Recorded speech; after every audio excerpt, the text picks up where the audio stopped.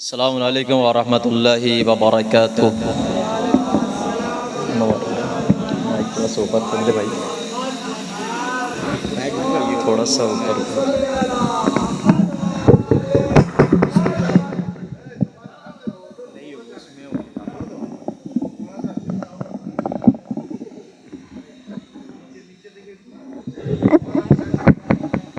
Very good, शुक्रिया।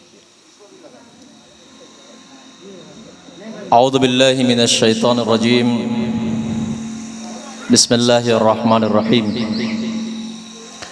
नहमदुहु व नुसल्ली अला रसूलिल करीम व अला अहले बैति तय्यिबीन अत्ताहिरीन, अम्मा बाद। सर्वप्रथमेই সালাম জানিয়ে মহান আল্লাহ রাব্বুল আলামিনের শুকরিয়া জ্ঞাপন করি যে আপনাদের মাঝখানে নিজেকে উপস্থিত করতে পারলাম এবং এখনো পর্যন্ত যারা দূর দূরান্তে আছে, ধর্ম বর্ণ নির্বিশেষে নবী প্রেমিক যারা আছেন তাদেরকে বলবো যে মিলাদুন নবী জলসা আজ শীতলপুর গ্রামে আমরা পালন করছি। তো আপনাকে স্বাগত জানাই, আহ্বান জানাই। কাজী নজরুল ইসলাম তিনি বলেন, অনেকেই বলে বিশেষ করে আহলে বায়াতের চাহনেওয়ালা তাদেরকে অপবাদ দেয় এটা যে এরা কেবলমাত্র আলী আলী করে। মাওলানা সাহেব মনে করিয়ে দিচ্ছিলেন যে মিলাদুন নবী, তো সত্যি মিলাদুন নবী তো অনেকেই বলে যে এরা শুধু আলী আলী করে, কিন্তু আমি বলবো যে মনে এখানে লাইভ চলছে, তো আপনি জগৎবাসীকে জানিয়ে দিন যে এরা কেবলমাত্র আলী আলী করে না, এরা এর সাথে সাথে লব্বাইক ইয়া জাহরাও বলে, লব্বাইক ইয়া মুহাম্মদও বলে, লব্বাইক ইয়া আলীও বলে, লব্বাইক ইয়া হাসানও বলে, লব্বাইক ইয়া হোসাইনও বলে, লব্বাইক ইয়া মেহদিও বলে। কাজী নজরুল ইসলাম বলছেন, তোরা দেখে যা, তোরা দেখে যা আমিনা মায়ের কোলে। বাংলা পড়ছি কিন্তু, তোরা দেখে যা। বিশেষ করে যারা অপবাদ দেয়, কাজী নজরুল ইসলাম বলছে, কে চেনে না কাজী নজরুল ইসলামকে? তিনি বলছেন তোরা দেখে যা, তোরা দেখে যা আমিনা মায়ের কোলে, মধু পূর্ণিমারি শেথা চাঁদ দোলে। তোরা দেখে যা আমিনা মায়ের কোলে, যেন উষার কোলে রাঙা রবি দোলে। তোরা দেখে যা আমিনা মায়ের কোলে। তিনি আরো বললেন যে কুল মখলুকে আজি ধ্বনি ওঠে কে এলো রে, কুল মখলুকে আজি ধ্বনি ওঠে কে এলো ওই, খোদার জ্যোতি পেশানিতে ফোটে কে এলো ওই। খোদার জ্যোতি জনাব মাওলানা মনিরুল ইসলাম সাহেব তিনি বলছিলেন যে আল্লাহ রাব্বুল আলামিনের নূর থেকে সৃষ্টি। তো কবি নিজের ভাষায় বলছেন যে খোদার জ্যোতি পেশানিতে ফোটে কে এলো ওই। আরে কলমায়ে শাহাদাতের বাণী ঠোঁটে কে এলো ওই। তো আকাশ গ্রহ তারা পড়ে লুটে কে এলো ওই। পড়ে দরুদ ফেরেশতারা বেহেশতের সব দুয়ার খোলে কে এলো ওই। তোরা দেখে যা আমিনা মায়ের কোলে, তোরা দেখে যা আমিনা মায়ের কোলে। মানুষের অধিকার দিল যে জন, 1,24,000 নবী এসেছেন, কিন্তু মহান আল্লাহ রাব্বুল আলামিন কোরআনে মজিদের মধ্যে আওয়াজ কি দিয়েছেন? দিন সম্পূর্ণ কোথায় হয়, দিন কামিল কোথায় হয়?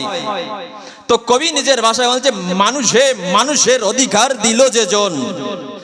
যে মূর্খতার যে যুগ, সেই যুগের পূর্বে নবীর যুগের আগে যখন একটা ঘরে কন্যা সন্তান জন্মগ্রহণ করত, নিজের কন্যাকে তারা দাফন করে দিত।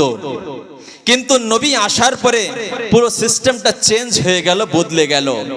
তো কবি নিজের ভাষায় এটাই বলছেন যে মানুষের অধিকার দিল যে জন, এক আল্লাহ ছাড়া, এক আল্লাহ ছাড়া প্রভু নাই কহিল যে জন। মানুষের লাগি চিরদিন বেশ নিল যে জন, বাদশাহ ফকিরে এক শামিল করিল যে জন। তোরা দেখে যা আমিনা মায়ের কোলে কে এলো রে, তোরা দেখে যা আমিনা মায়ের কোলে। এলো ধরাই ধরা দিতে সেই সে নবী,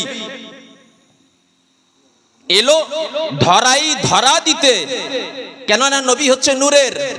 অনেকেই বলে যে নবী আমাদের বড় ভাই বা নবী আমাদের মতো মানুষ। দেখেন, বান্দা, বান্দা মানে গোলাম, কিন্তু বান্দা বললেই কি বান্দার একটা মানে আছে? হচ্ছে মানুষ। কিন্তু যদি আপনি তাই বলেন তাহলে কমস কম একটা জিনিস পয়গম্বর আকরাম হযরতে মুহাম্মদ মুস্তাফা সাল্লাল্লাহু আলাইহি ওয়া আলিহি ওয়াসাল্লাম সাল্লাল্লাহু মুহাম্মদ ওয়া আলিহি ওয়া আজ্জাল ফরাজহুম, তানার যে জিসমে মুবারক, তানার যে শরীর মুবারক, তার ছায়া ছিল।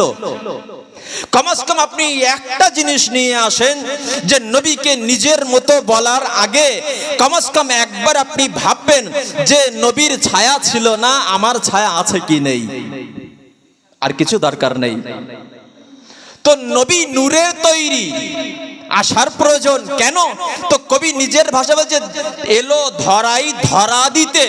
কেন? নূর হিসাবে আসলে আমাদের মতো খাকি বান্দা, পাপী বান্দা কিভাবে বুঝতাম, আল্লাহকে কিভাবে চিনতাম, আল্লাহর পরিচয় কিভাবে পেতাম, আল্লাহর মারিফত কিভাবে অর্জন করতাম, নবীকে কিভাবে জানতে পারতাম। এই জন্যই তানাকে আল্লাহ রাব্বুল আলামিন নূরে সৃষ্টি করে মানুষের রূপে পাঠিয়েছেন।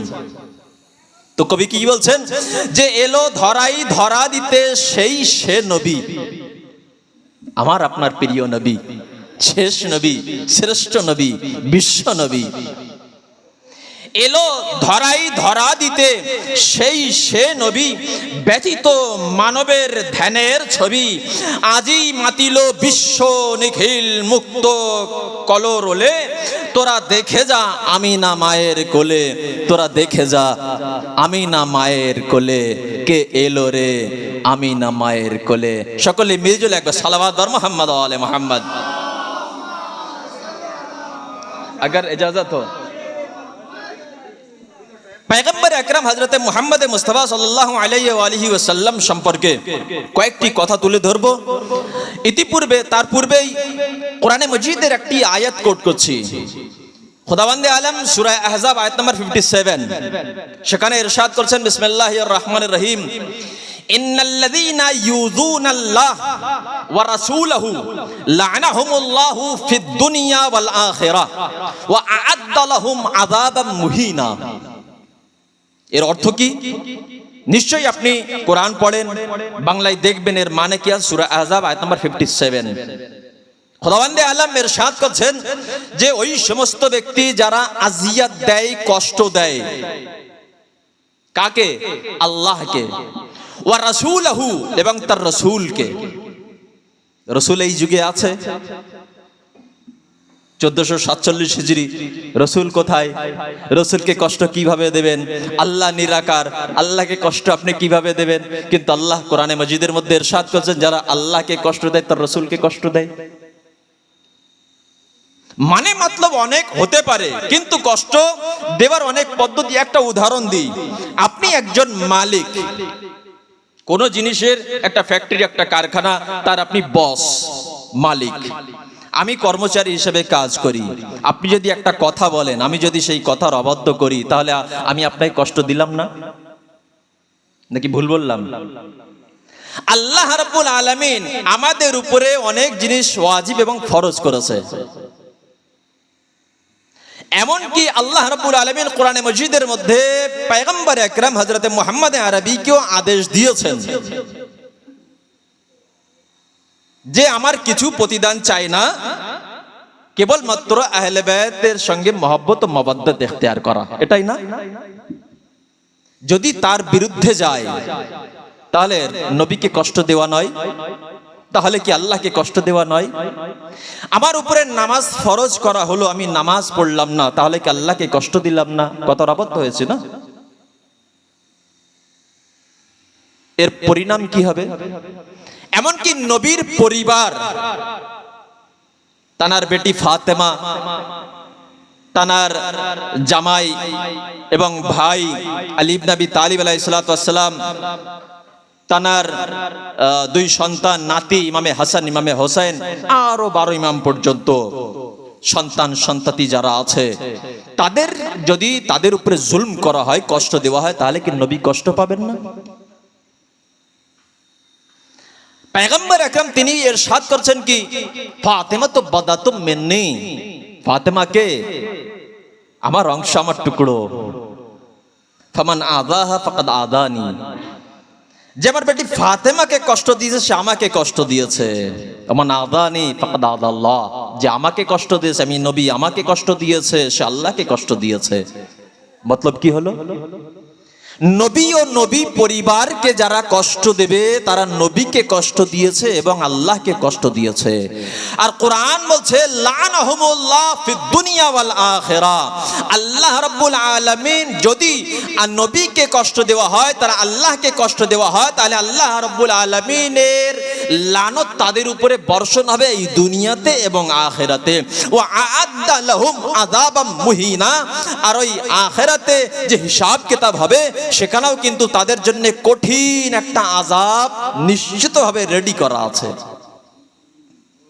সূরা আহজাব আয়াত নম্বর 57। পয়গম্বর আকরাম সাল্লাল্লাহু আলাইহি ওয়া সাল্লাম তিনি আসলেন এই পৃথিবীতে, কিন্তু তার সৃষ্টি যেটা রিওয়ায়াত যেটা বলছে, ইতিহাস যেটা বলছে, আদম নবীকে যখন সৃষ্টি করা হলো তার 9,00,000 বছর আগে সৃষ্টি। কোথাও আছে 7,000 বছর, কিন্তু একটি রিওয়ায়াতে আছে 9 লাখ বছর আগে নবীর নূর সৃষ্টি, আদম নবীর সৃষ্টির পূর্বে।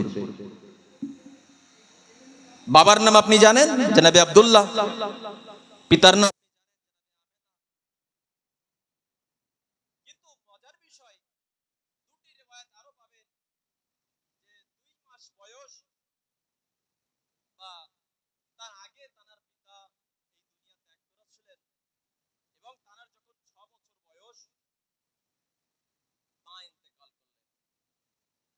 দাদা লালন পালন করতে লাগলো, 8 বছর বয়সে দাদা চলে গেলেন। আর পয়গম্বর আকরাম সাল্লাল্লাহু আলাইহি ওয়া সাল্লামকে বিষ দেওয়া হয়েছিল, তাকে বিষ দেওয়া হয়েছিল। এমনকি সহিহ বুখারীর মধ্যে রিওয়ায়াত আছে, সহিহ বুখারী খণ্ড নম্বর 3 এবং 1314 হিজরিতে যে বইটি ছাপানো হয়েছে, যে বুখারী শরীফ, তার খণ্ড নম্বর 3 সেখানে উল্লেখ আছে। এবং আরো আল ওয়াফি খণ্ড নম্বর 1 পৃষ্ঠা নম্বর 166, সেখানে আপনি এই রিওয়ায়াত পেয়ে যাবেন। মিশকাত শরীফ, সেখানে বাব নম্বর 3, সেখানে আপনি এই রিওয়ায়াত পেয়ে যাবেন। যাই হোক, পয়গম্বর আকরাম সাল্লাল্লাহু আলাইহি ওয়া সাল্লামকে আল্লাহ রাব্বুল আলামিন সৃষ্টি করলেন। একটি রিওয়ায়াত আরো আছে যে তার নূরকে, তার কয়েকটি নামও আছে, আমরা জানি মুহাম্মদ, আহমদ, এবং কোরআনে আরো নাম আছে। বাসায়ের একটি কিতাবের নাম, সেখানে উল্লেখ আছে যে ষষ্ঠ ইমাম জাফর সাদিক আলাইহিস সালাতু ওয়াস সালাম, তাকে একজন ব্যক্তি জিজ্ঞাসা করলো, যে কোরআনে মজিদের মধ্যে আমার নবীর নাম কতবার এসেছে বা কোথায় এসেছে? তিনি ইরশাদ করলেন যে নবীর 10টি নাম কোরআনে মজিদের মধ্যে আছে, আপনি নোট করবেন কোথায়। ষষ্ঠমে ইরশাদ করলেন তার একটি নাম হচ্ছে মুহাম্মদ। আগা ইজাজত अगर हो, একটি নাম মুহাম্মদ। সূরা সাফ, মাফ করবেন, সূরা আলে ইমরান আয়াত নম্বর 144, সেখানে আল্লাহ রাব্বুল আলামিন ইরশাদ করছেন, বিসমিল্লাহির রহমানির